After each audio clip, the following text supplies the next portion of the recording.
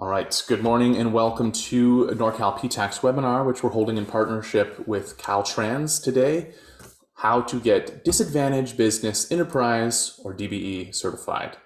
This is the second part of the Black Business Month series where we're zooming in on certifications that are ideal for Black-owned businesses. So we're happy to take part in that and celebrate Black-owned businesses. My name is James Forrest. I'm a program coordinator and a procurement specialist here at Norcal PTAC. I'll talk about who Norcal PTAC is in a second. Our main presenter today is Liz Brazil. She's one of our procurement specialists, and we're looking forward to what she's put together for everybody, putting together some research. And we're also very, very happy to have Patricia Silva, who's been partnering with us for years now. I've known Patricia a long time, and Patricia is a small business liaison with Caltrans District 2, based out of the Shasta County area. So we'll hear from Patricia in a second. Just want to talk about Norcal PTAC real quick. We are the hosts of today's webinar. That is the Northern California Procurement Technical Assistance Center, and you will not find me saying that in casual conversation. Basically what we are a nonprofit organization that provides free counseling, training, and bid matching for our clients. So if you're in our service area here on the right, in one of these 15 counties, you can become a client and you're eligible for certain client benefits. So like I said, one-on-one counseling. So if you apply, it doesn't cost you anything, and then we connect you with a procurement specialist who can meet with you virtually over video, chat, email, phone call, things like that, whatever works for you, to go over the many processes of selling your goods and services to the government. When we say really anything, it's anything related to contracting. So it can't be grants. We don't help with funding. There's certain things like that. You have to be an established business. And like I said, you have to be in our service area. But if you meet all those criteria, then we can help you with just about anything related to contracting. And so we're talking registrations, helping with SAM.gov, that's a big issue. All kinds of certifications, WOSB, DBE, on federal level, state level, local certifications, LBE, MBE. So you name it, we help with it. And we can, of course, also help with bidding and reviewing proposals, capability statements, and things like that. We can also set you up with a bid matching profile. This is pretty cool. What it does is it grabs all of these opportunities from all the different databases across the internet and across the country, scrapes them together, and then shows you what matches criteria that you work with your procurement specialist to put in our system.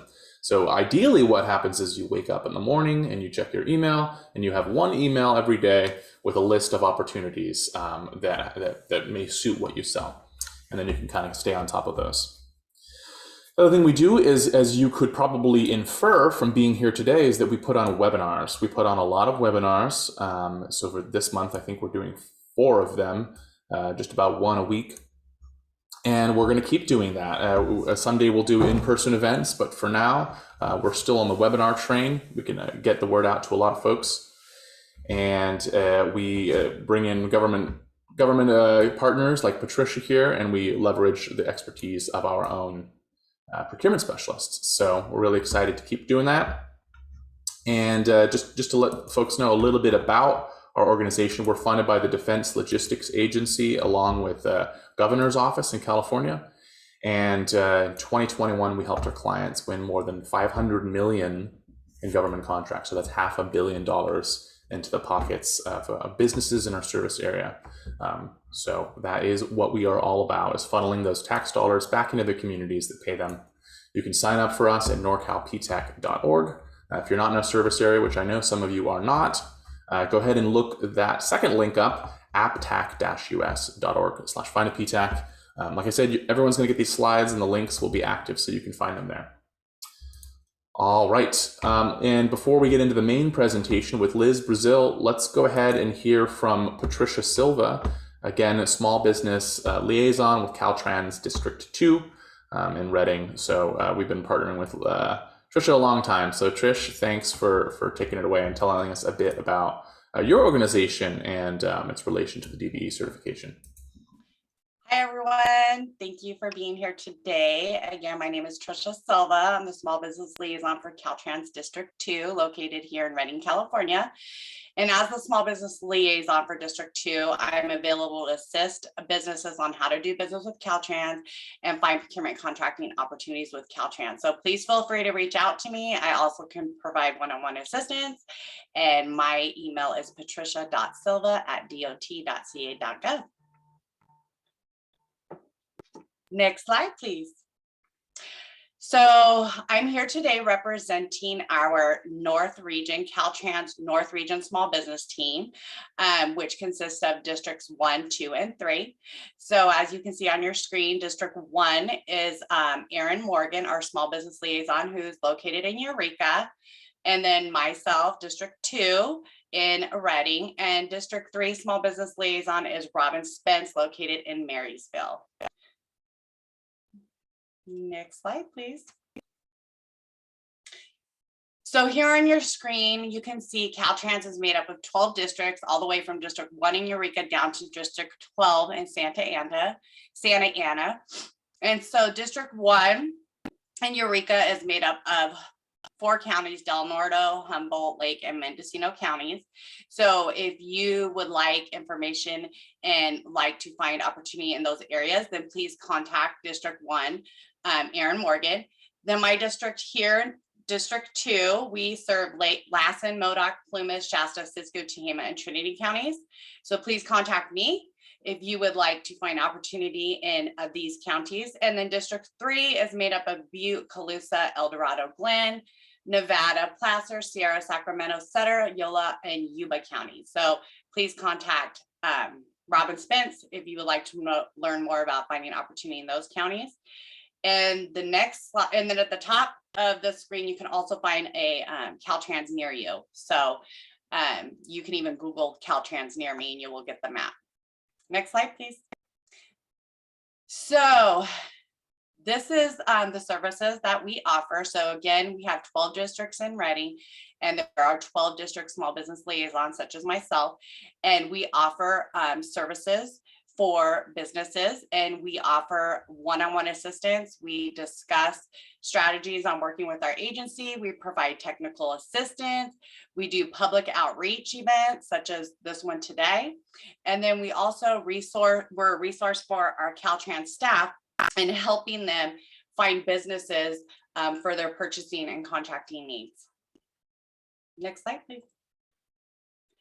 So Caltrans recognizes 3 goals. And today, Liz is going to be going over how to become DBE certified. And that is the disadvantaged business enterprise goal that you see on your screen. So Caltrans has annual goals that they have to meet, and they have to meet a 22.2% goal annually in giving a DBE certified business. The other 2 goals are our state certifications, which is a small business and small business for public works. That is a 25% mandated annual goal. And then we have our disabled veteran business enterprise, which we refer to as DVBE, which is a 5% annual goal. So if you want to learn more about those goals and those certifications and how to obtain them and the eligibility requirements, please feel free to reach out to me at patricia.silva@dot.ca.gov. And I believe James will also put my contact in chat. But those goals, you can also just go Google Cal eProcure, so California Online Marketplace, and you can learn more about those certifications. And again, these are all free certifications. Next slide, please. So again, thank you. Feel free to contact your local DSBL. Again, there's 12 of us. So here on the screen, you can see District 1's contact, my contact, District 3's contact, but then you also have our whole list of small business liaisons that you can find at the link on your screen. And you can reach out to any of us if you're willing to, work in our areas or just get more information on how to do business with Caltrans within all 12 of our districts. And then also you can stay connected just by attending more outreach events such as this, you can Google Caltrans outreach event calendar. The link is also there on the slide. We do have 2 more upcoming events, one in August, actually next week, August 23rd, finding contracting opportunities with Caltrans, which we are partnering with PTAC. And then we have another event on September 20th, Meet Your Resources, which we are again partnering with PTAC. So please take a look at our event calendar, and also in a follow-up email, there will be 2 flyers for those events that I just talked about that will be coming up or coming out to you in an email. And you can also find them on our Caltrans outreach event calendar. And thank you again. And again, if you have questions, please feel free to reach out to me. I'm happy to assist. Thank you. Thanks, Trisha. Does anyone have any questions right now for Trisha? I don't see anything in the chat, so feel free to drop them in there. Or I did put Trisha's email address in the chat as well, so you can see on the screen. You can also have it. So reach out to Trisha if you have any questions that aren't addressed here. And yes, let's go ahead and move right along. Our next presenter in the main presentation for today comes from Norcal PTAC. So this is, allow me to introduce Liz Brazil here. Let me see if I can get you to start your video here. Liz Brazil is one of our procurement specialists who used to be with the DBE program we used to run. So Liz has a ton of expertise in this field for DBE certification. So you are certainly in excellent hands with her. Let me back up here. All right. Thanks, Liz. Go ahead and take it away, and I'm eager to see what you have. Thank you, James. Hello, everyone, and thank you for joining us today. The DBE certification webinar presented to you with the partnership with Caltrans. My name is Liz Brazil. As James mentioned, I am a Norcal PTAC Procurement Specialist. I have worked for several transportation agencies for 35 years, including Santa Clara VTA, where I served as DBE Program Manager. I had the opportunity to review DBE applications and make determinations whether to grant or deny certifications based on the federal regulations. The DBE certification training normally takes 2 to 3 hours to fully cover all the application sections and required documentations. Due to the time constraint, I will not be able to go in great detail and try to cover this webinar within 35 to 40 minutes. I will make sure to allow enough time for questions at the end. This webinar, you will learn how to get DBE certified. And it's very exciting because, as Trish mentioned, there's 22.2% DBE goal. And that means if you have $1 million contract, 220,000 will need to go to a DBE firm or otherwise provide a good faith effort. The biggest takeaway that I want from you is to learn about the DBE program, the eligibility requirements, and also about the DBE application process. That's the biggest takeaway. And as mentioned, we can provide you with all kinds of assistance to help you. You know, if you are a DBE Norcal PTAC client, we can assist you with the whole process. Okay, let's get started. First, let me read this disclosure. The information provided herein is accurate to the best of my ability at the time of presentation. Some or all of the provisions mentioned herein could or may be changed by the current administration, with or without prior notice. Okay.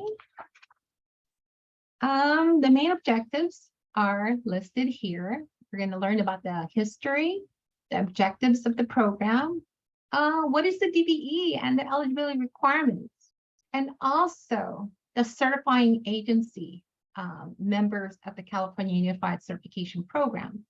And as mentioned, we're going to go through the application process and also tips and benefits of being certified.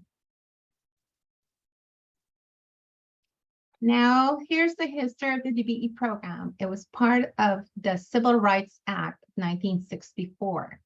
And ever since then, there had some final rule changes to the regulations. So in 1983, we had the DBE statutory provision. And in here, at least 10% of the funds have to be awarded to DBEs. In 1987, they reauthorized and amended the DBE statute. Women added to the program. Woohoo, 1987.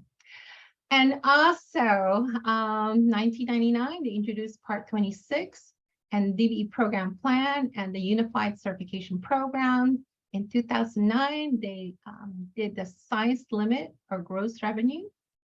2011, Interstate certification, so that if you're already certified in your home state, you can easily certify in another state.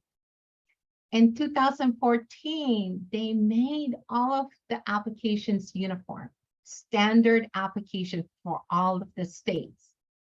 And also 2021, this is probably the most recent one, is they had adjusted the size limit of small businesses. And they also implemented a statutory change to the size standards. Now in 2022, there are some new proposed rulings, and they're still accepting comments, and they probably will continue till September. The proposed updates to the DBE program regulations include increasing the personal net worth. They're going to increase it from 1.32 to $1.6 million for your personal net worth. They're going to try to simplify the interstate certification process, and also the site visit. Because of COVID-19, they started to do Zoom or online on-site interviews. So they're trying to keep that. And lastly, there's a lot more, but lastly, they're trying to improve the reporting requirements to ensure also monitoring of prompt payments, so that small businesses can be paid promptly. So this is the history. And now this is the DBE program objectives, to help remove barriers to participation of DBEs in DOT assisted contracts. The Department of Transportation includes the Federal Transit Administration, the Federal Highway Administration, the Federal Aviation Administration. Secondly, is to promote the use of DBEs in all types of federal assisted contracts, to assist the development of firms that can compete successfully in the marketplace, to provide appropriate flexibility to the recipients of federal financial assistance, and providing opportunities for DBEs. Okay, next. Let me just remove this. Okay, what is a DBE? A DBE is defined in the 49 Code of Federal Regulations, Part 26. DBEs are for-profit small business concerns where socially and economically disadvantaged individuals own at least 51% interest and also control and manage the daily operations.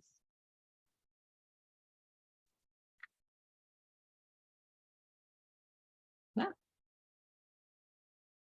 I guess my, okay. I'm locked up. James? I haven't done anything. Is it frozen? Yeah. Just go ahead. You're clicking on the screen and it's not working? Yeah. What about your arrow keys? Oh, there we go. Thank you. Okay, the eligibility requirements. Ownership. Your business must be 51% owned by socially and economically disadvantaged individuals. Socially disadvantaged includes female, Black Americans, Hispanic Americans, Native Americans, Asian Pacific, and subcontinental Asians. But also note, persons who are not members of the above groups and own and control their business may be eligible if they establish their social economic disadvantage. So that is, you can find this information in Appendix E to the 49 CFR Part 26. Okay, personal net worth. This is 51% majority owners must not exceed the personal net worth of 1.32. But keep in mind, if the new final ruling of 2026, this may increase to $1.6 million for personal net worth. Control, 51% owner must possess the required license or credential if required by law to own and control a certain type of firm. Independence, only an independent business may be certified as a DBE. The business size standards, the 5-year gross receipt cannot exceed $28.48 million. Again, this just been recently increased from 26.29 from the 2021 rulemaking. Okay, every single state must have a unified certification program. As mentioned earlier, there's a standardized application, there's a standardized process, and within California, it's the California Unified Certification Program. Now, not all CUCP members are certification, conduct certification. There's only a few, and I'll list that in the next few slides. The California Unified Certification Program operates under one agreement. It's the Memorandum of Understanding for all recipients of federal funding. The CUCP offers one-stop shopping certification services to small minority women-owned seeking to participate.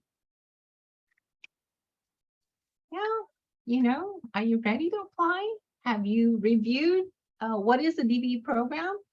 If you are interested and you want to learn more about the program, here's a link to the US DOT DBE program. Here's also a link for the Unified Certification application, and then a copy of the personal net worth statement. And also, before applying, search for your NAICS codes, because they will review your application based on your NAICS codes, what type of services that you provide. Now, there's an application, all right? There's a hard copy, and then there's an online copy. But both of them are the same in terms of content. The first section is the certification information, your contact information. And if you had any other certification or applications, you have to disclose that. The second part of the section is the business profile, relationships and dealings with other businesses. The third part is the majority owner information. Identify the majority owner of the firm holding 51% ownership, and also to disclose any other owner information. Okay, the section 4 is the control. And this is probably one of the most important, and a lot of people have a lot of questions in this section.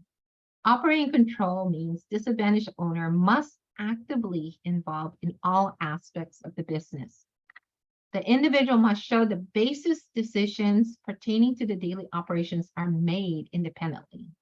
The individual seeking certification must demonstrate experience and technical competence in the field work seeking certification. Now, the management control is the disadvantaged must have demonstrated ability to make independent and unilateral business decisions to guide the future and destiny of the business. Okay. In addition to this, you have to provide financial data. Items has to systematically reviewed and analyzed to determine the control of the business. You have to provide your balance sheets, income statements, licenses, tax returns for the last 5 years, If you don't have any, you can actually let them know that your business is new. You only may have 1 year, or maybe you don't even have any tax yet that you have not filed because your business just started. Resumes. This is really important. A lot of people think, okay, you know, I'll provide a resume, but this is a different type of resume. This is a resume explaining your duties, your actual task. For example, it's not just a matter of a resume where you're applying for a job. This is actually a resume that says, okay, you know, I handle all of the payroll, I handle all of the marketing, I handle all of the hiring and firing, you know, all the things pertaining to the business. You can't just say, I'm an owner of a landscaping company. You have to explain what are your duties and how do you operate and control your business, okay? And also in here, you have to provide contracts if you have any, you know, provide information about your current awards, because some of these, they will review the NIC codes and the type of work that you've been doing. So if you're applying for electrical and your contracts are mainly landscaping, it will not match, right? So those are the things that they're gonna keep an eye, and maybe they'll put a yellow warning or a red flag. These are the things that you have to consider when you're applying. Okay, the DBE application process. A lot of people are wondering, you know, what do they do? So whether you apply with a hard copy or you apply online, if you apply with a hard copy, unfortunately, they have to scan it. They have to upload your documents electronically. So, you know, it's a lot more difficult for them.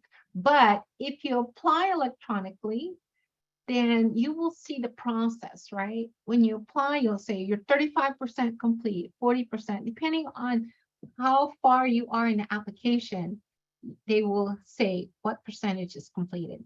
And at the very end, probably in the 97%, the last thing you have to do is notarize the application and also your personal net worth form, PNW form.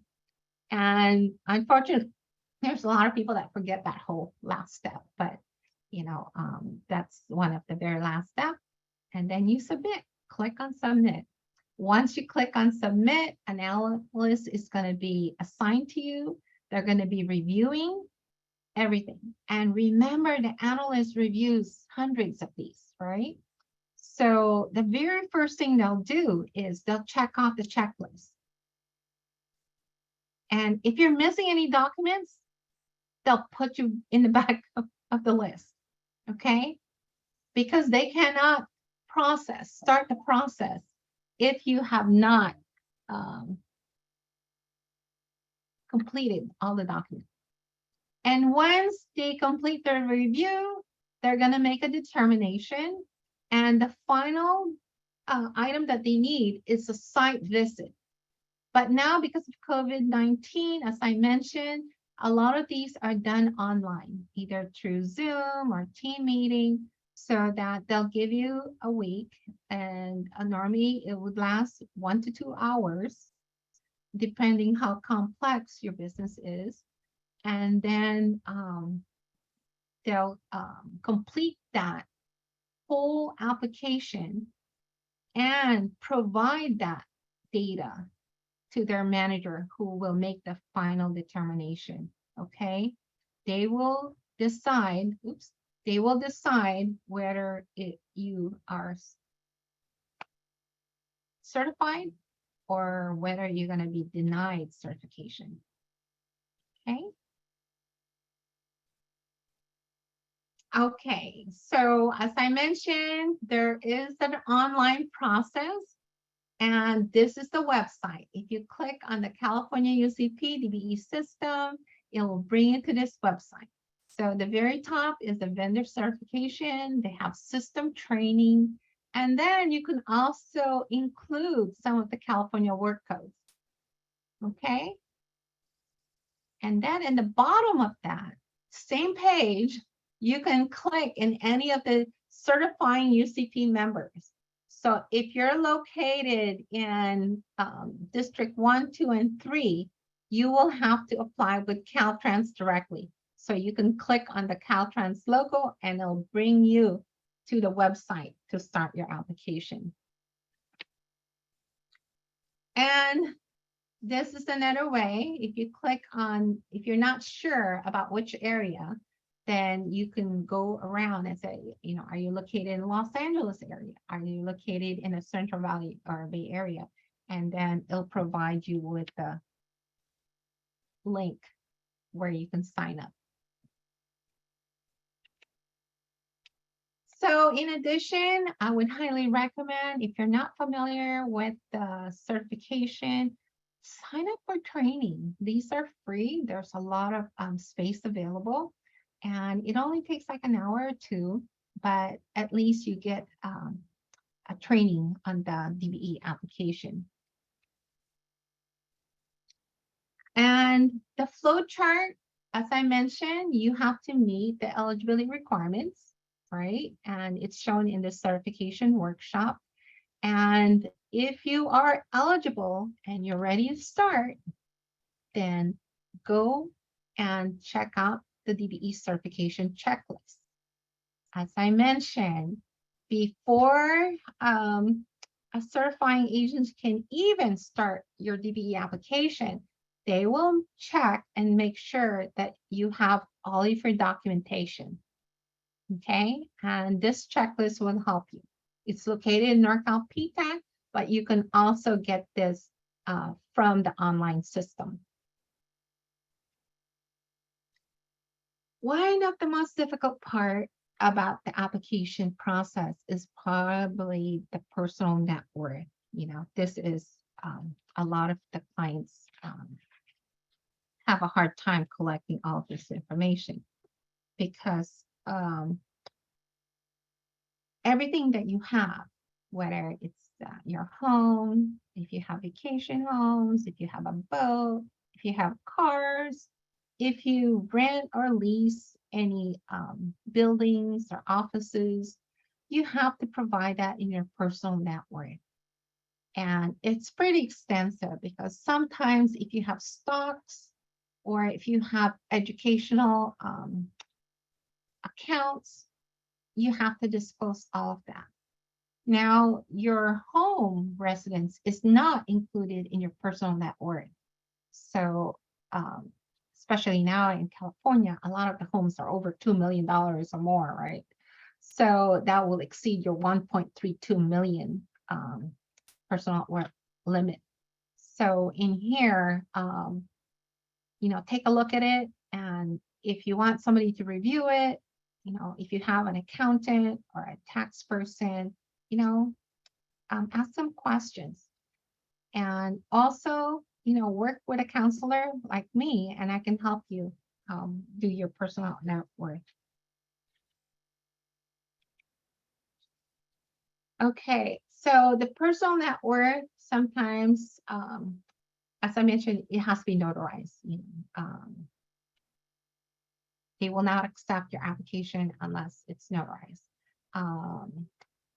The individuals share assets separately, jointly, or community property, or with the individual spouse is included, right?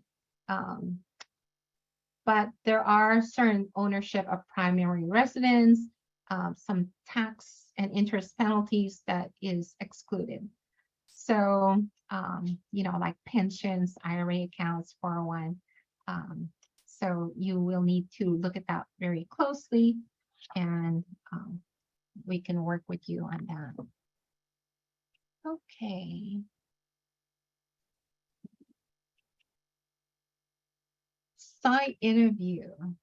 A lot of people have questions about site interview. Basically, this is the very last step in your whole process. And this step is just to reaffirm whatever information that you have provided, and also to make sure that they get the final information, because they'll just go review the following areas. They want to make sure the history, right? How did you start your business? They will have the management. You actually own, control, and you have your operational duties, right? They don't want you to be a person who's not involved, but only in name only.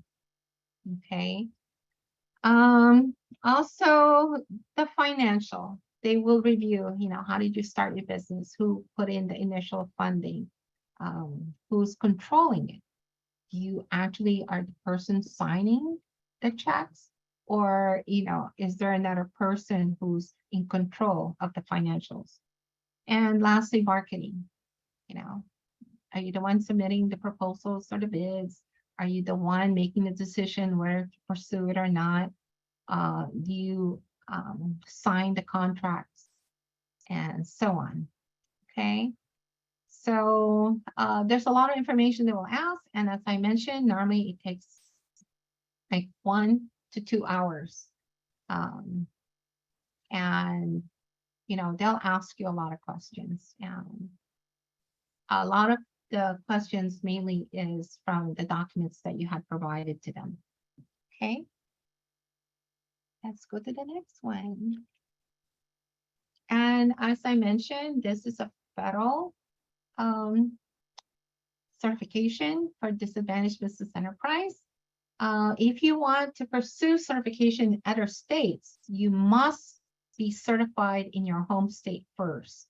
Okay, so if your business is in California and you want to do business in Nevada or Arizona, complete the DBE application, and once you've been certified, you can obtain a form from Nevada or Arizona, and they will request the documents that you provided in California, and they will use that to certify you in their state. And this is normally pretty quick because you already gone through the whole process, you submitted your application. So it's normally a lot shorter than 90 days. It's probably more likely to be 30 days. Each state varies in their determination of interstate certification. California requires a full granting interstate certification. Okay, so if you're interested in interstate certification, just contact the other state and start the process. Okay, this is probably one of the things, sometimes you apply and your application is denied. You may appeal if you believe all the facts have not been fully considered. Denied first must submit written appeal within 90 days of the date of denial. Certification denials are appealable to the US DOT, not to the state where you applied your certification. There's things, maybe, for example, you applied and they had calculated your vacation homes to be triple the amount or the price. You can actually have documentations that indicates a lower price, right? So if you just refinance your house and they had appraised it at a certain value, which is much lower, you can appeal those, right?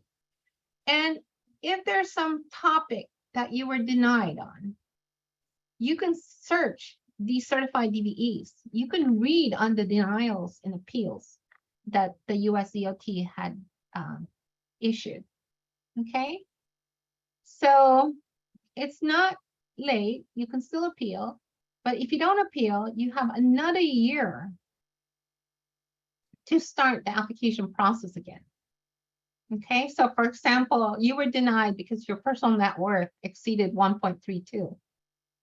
Maybe during this year, you sold your rental homes and you sold your vacation home, and now you meet the 1.32 million limit. You can reapply, but you have to wait a year. Okay. Application tips.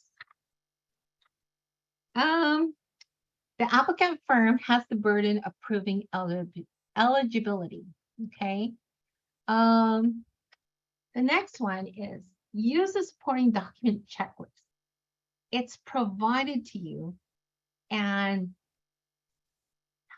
let it help you prepare your application package. Okay. You want to be able to pass so that they can complete the review within 90 days. Because if you don't have a complete package, the time periods restart, right? And you don't want to do that. Don't forget to notarize the affidavit of certification. Okay.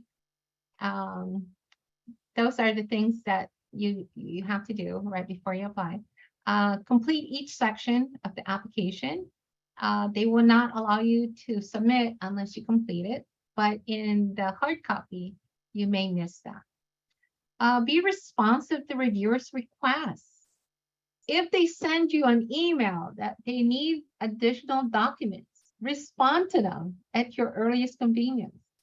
If you don't, they can stop the whole application process, right?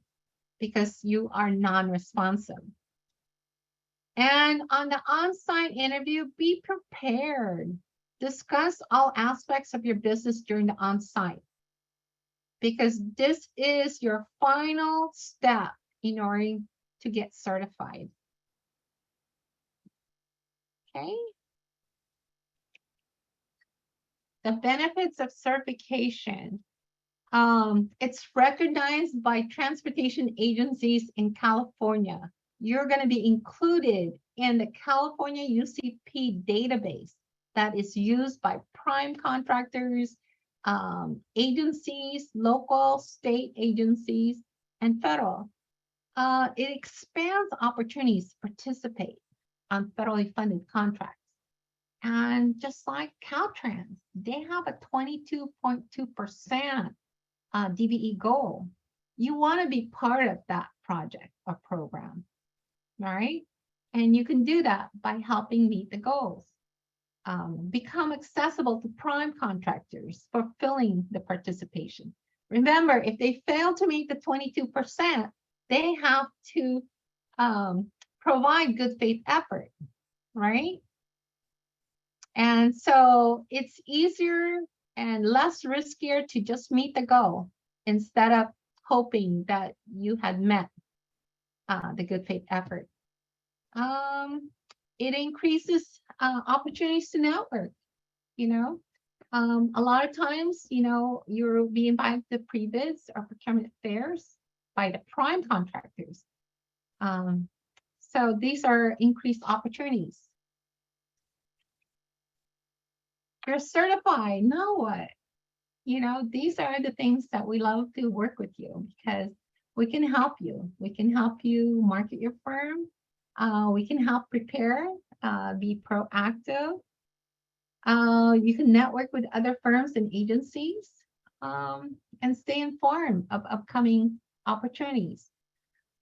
Just because you're certified doesn't mean that you're going to get a contract, okay? There's still a lot of work to do. And by networking with the primes and local agencies, it would help you. It will help you grow your business. And as James mentioned, we have a webinar or training once a week, you know, and it's a great way to participate. And also, you know, this is co-sponsored by Caltrans, District 1, 2, and 3. Okay, with that, I'm going to turn it over to James. Okay, great. Thanks, Liz. I appreciate you going through all that information. It's really helpful to have it all in one place. So some things I know, and connecting all the dots is really helpful. We do have a lot of questions, so we got plenty of time to go into those. Just real quickly, I just want to reiterate that this is the second part of a 3-part series for Black Business Month. The next and final installation is going to be the How to Get 8A Certified. It's a business development program with Mary Jo Juarez and Julie from the SBA. Julie Klaus will be joining us, and that's going to be next Thursday, August 25th. So we hope that you join that one as well. If you're eligible for the 8A program, that's a minority owned business program. So, and then I'll be presenting on September 8th, an introduction webinar called How to Do Business with the Government. So if you're interested to hear about my take on government contracting, if you need to go back to the basics, then feel free to join for that as well. September 8th, 10 a.m. Also a Thursday. All right, let's get into those questions here. I'll go ahead and take back control of the screen.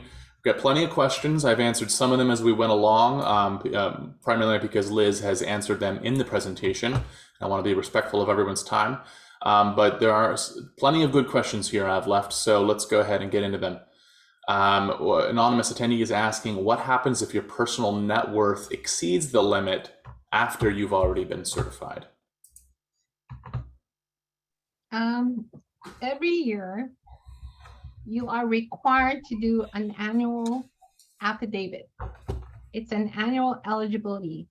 DBE firms are required to declare their eligibility on an annual basis. If a firm is denied certification, there's a 12-month period.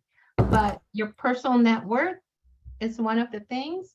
If you had a change of ownership, you have a change of address, any changes to your business, you must declare on an annual basis. So you may be certified the first year, but the following year you may exceed that personal net worth limit. So you'll be taken out of the program. So they will revoke your certification after that second renewal period. Is it immediate? Do they immediately revoke it once they review? Or is there a grace period? Normally it's pretty quick. Okay.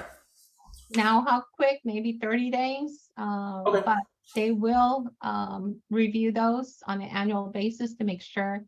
And any contracts that you are awarded when you are DBE certified will continue.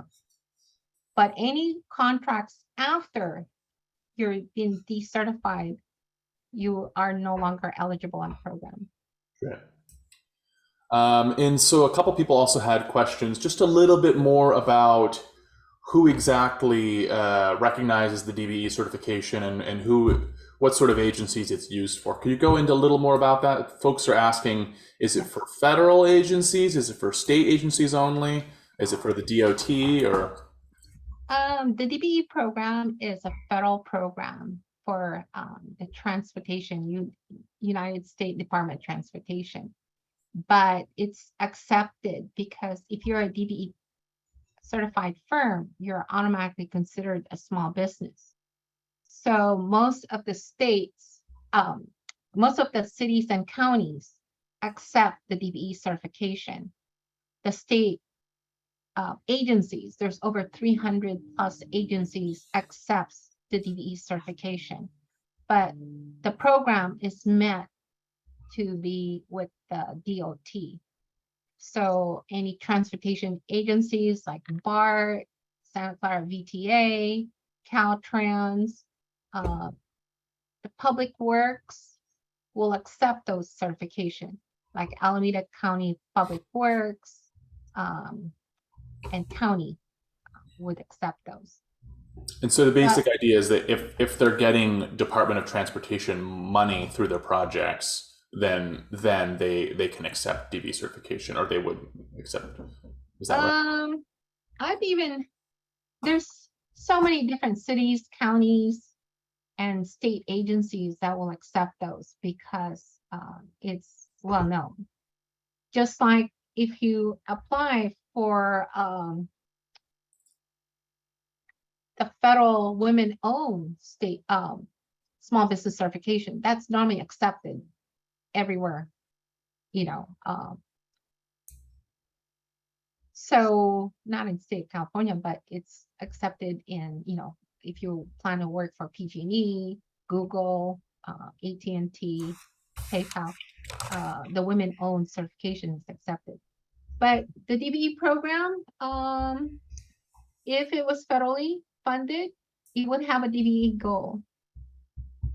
So you can see that. I think next week we're gonna have a webinar on how to find contracting opportunities with Caltrans, and I can go in detail about where to find those opportunities that has DBE goals. If it doesn't have a DBE goal, then it's just an aspirational goal, right?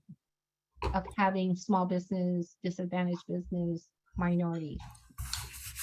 Okay, great. Thanks, Liz. So an attendee is asking, I assume that a US citizen who's originally from India and owns a startup here in the US with less than $1 million in yearly revenue, with that sort of situation, would they be qualified for a DBE certification? Well, there's 6 eligibility requirements, right? In order to get qualified. But if you're a US citizen, that's one of them. And if you are a personal net worth of 1.32 or less, that's the second one. So you must meet all the eligibility requirements. Sure. So that wouldn't disqualify them being from India. Okay. Correct. Alfred's asking if the business is a startup and has no financial or tax records, is it disqualified from becoming certified? No. As I mentioned, you just have to disclose to the reviewer that you do not have any tax information, and they will know that because they'll search to the Secretary of State registration and they'll know when your business had been registered. If it's a sole proprietor, then they'll obtain some other information for you. All right, great. Similarly, how would you show your experience with the NAICS codes if you're a new business? Would you just also say that you're inexperienced?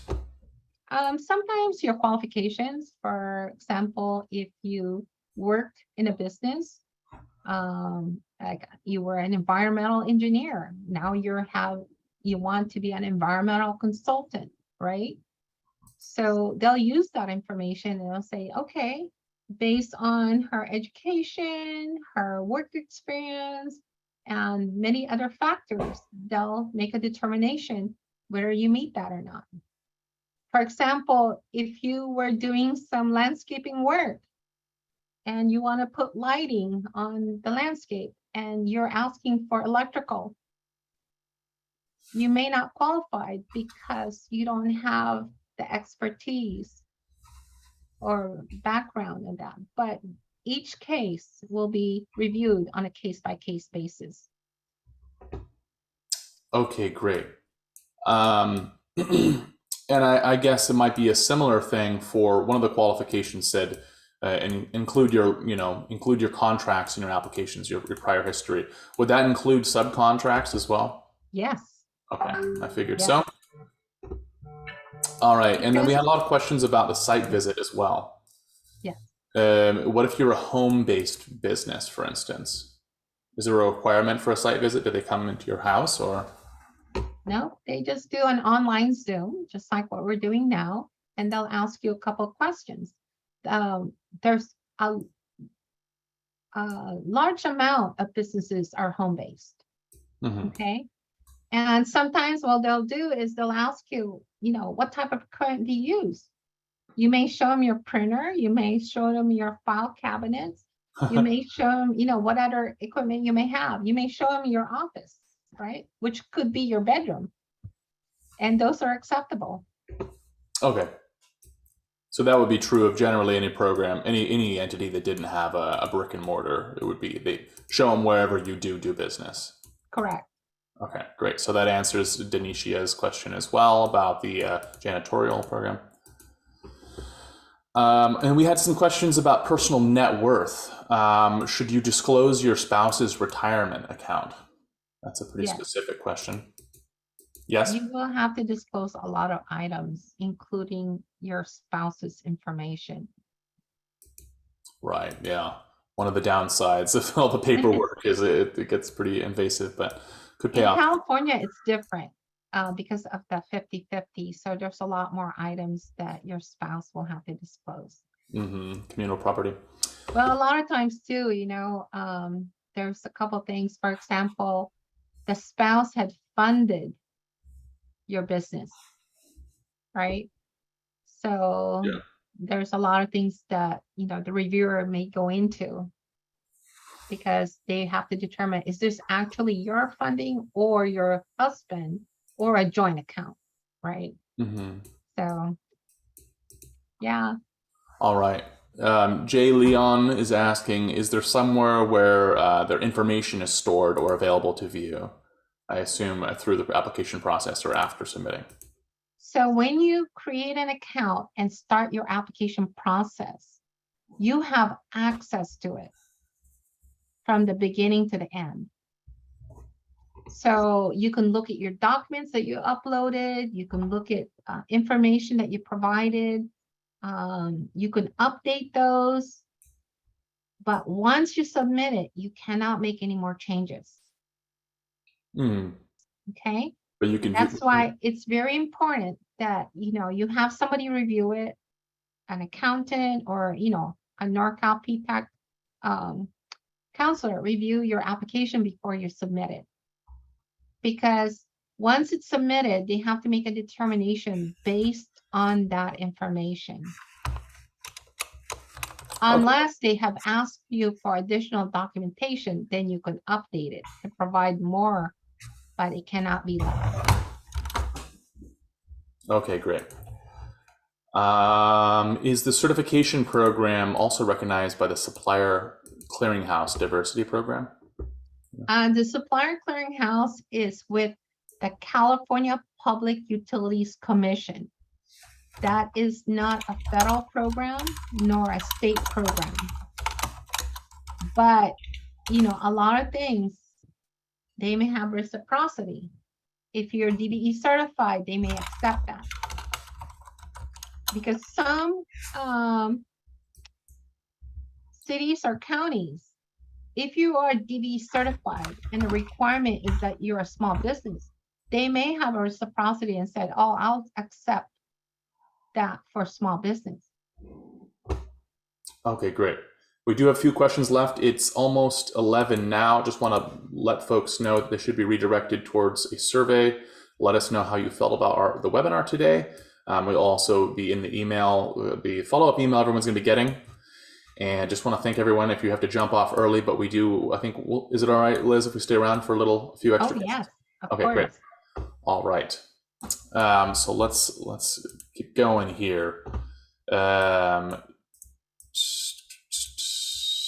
Does the DBE have opportunities for any of us who are service-oriented businesses, service-based? What type of service? Amber is not mentioning. Amber, if you want to reiterate, I'm not sure we'll have time to get back to it, but yeah. There's so many different services that you can provide. A lot of times, people say, okay, I do catering. Can I be DBE certified and provide services, catering services? Yes, because a lot of times some transportation agencies have ground opening. And if there's a ground opening, they may require a light, lunch or food, and they will search for DBE certified firms before they go out. So it is, any type of service you can do. Janitorial services, every single Caltrans especially hires janitorial. So, don't limit yourself. Get DBE certified and we can help you through the process. All right. All right. Thank you for that question. If you are applying for the AC DBE, the airport certification, do you still need to apply for the DBE certification if you want to be DBE certified?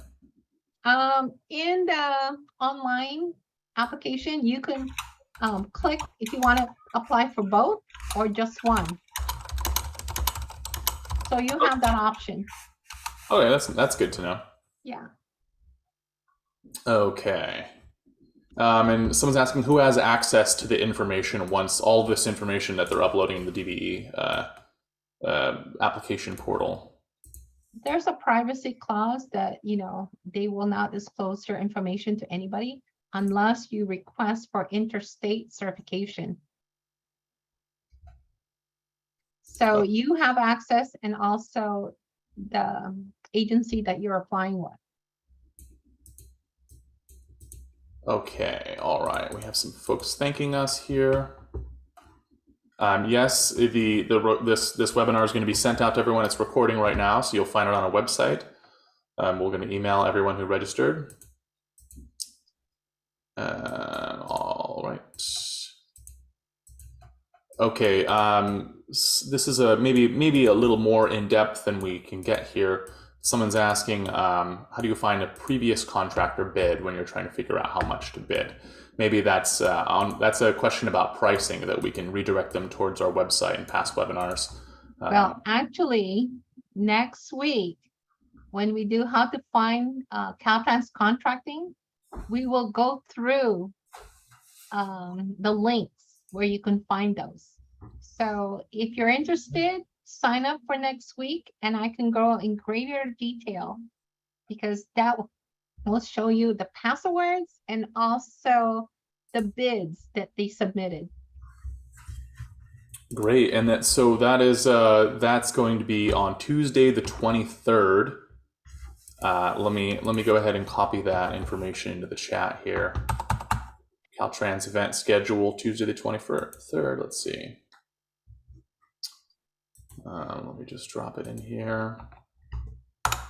All right, that's the calendar for Caltrans, and Liz and I will both be presenting there as well. Yeah, I would just like to add that, it's really to your advantage to get certified. As mentioned by Patricia, there's small business certification with the state, there's a disabled veteran certification, and also there's the California Unified Certification Program with a disadvantaged business enterprise. This will help you, and I can't say enough about it. All right. All right. Thank you so much, Liz, and thanks for everyone. If your question wasn't answered, go ahead and reach out to us or your local PTAC if you're not in our service area, and or reach out to your procurement specialist if you already have one. But if you're not a client yet, we'd love to see your application, and we'll hope to see you at future webinars. And thanks everyone for coming, and thanks Liz for putting all of this research together. We really appreciate it. And thanks also. You're most welcome. Thanks to Tricia for joining. All right. Bye everyone. Bye now.